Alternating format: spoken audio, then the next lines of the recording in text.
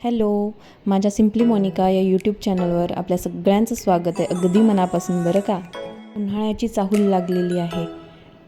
स्वयंपाकासाठी फ्रीज उघडायला गेले, पण बघते तर काय, व्हेजिटेबल बॉक्स पूर्ण रिकामा. मग काय, फक्त टोमॅटो, मिरची, बीट, फक्त या 3च गोष्टी होत्या. मग काय विचारात पडले, काय भाजी करावं. आयडिया. भाजी तर मी टोमॅटोची करून घेतली होती, पण उन्हाळ्यात मी मुगोड्या करणार नाही असं कधीच होत नाही. तुम्ही बघू शकता, काल मी 1 किलो डाळ भिजत घातलेली.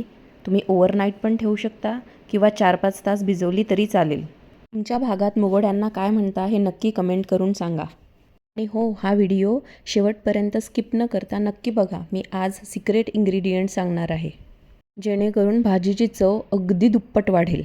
मी इथे 1 किलो मुगाची डाळ भिजलेली, 10-12 लसूण पाकळ्या आणि 2 चमचे जिरे असं घेतलेलं आहे. काही लोक याच्यात मिरची आणि कोथिंबीर दोन्ही टाकतात. कोथिंबीर माझ्याकडे नव्हता आणि मिरची भाजी करताना खूप ठसका येतो, त्याच्यामुळे मी मिरची अवॉइड करते.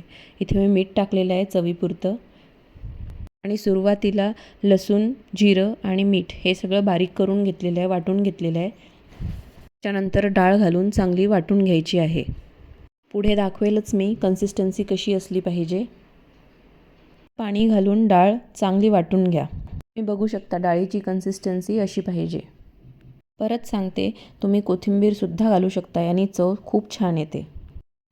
आता सगळं बॅटर एका भांड्यात काढून चांगलं मिक्स करून घ्यायचं आहे. बघा, बॅटर फार सैल आणि फार घट्टही नको, नाहीतर काय होईल, मुगोड्या टाकताना आपल्यालाच त्रास होतो. मुगोड्या पण फार कडक येतात. ज्या सिक्रेट इन्ग्रेडियंटबद्दल बोलत होते, तो सिक्रेट इन्ग्रेडियंट म्हणजेच कसुरी मेथी. हो, तुम्ही बरोबर ऐकलं, कसुरी मेथी. ह्यानी मुगोड्यांची चव दुप्पट वाढते.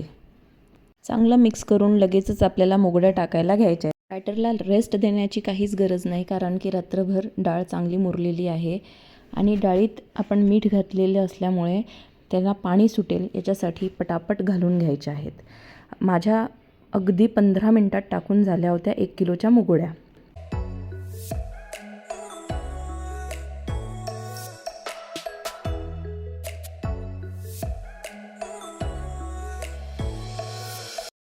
जसं एका लाईनमध्ये टाकलं आहे तसं पण टाकण्याची गरज नाही. तुम्हाला जसं वाटेल तसं टाका, फक्त जागा पुरली पाहिजे याची काळजी घ्या.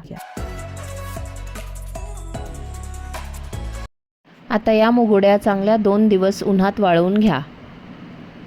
2 दिवस उन्हात वाळल्यानंतर माझ्या मुगोड्या रेडी आहेत. बघू शकता तुम्ही. मुगोड्याच्या भाजीची रेसिपी जर कोणाला बघायची असेल तर कमेंट्समध्ये नक्की कळवा. बाय.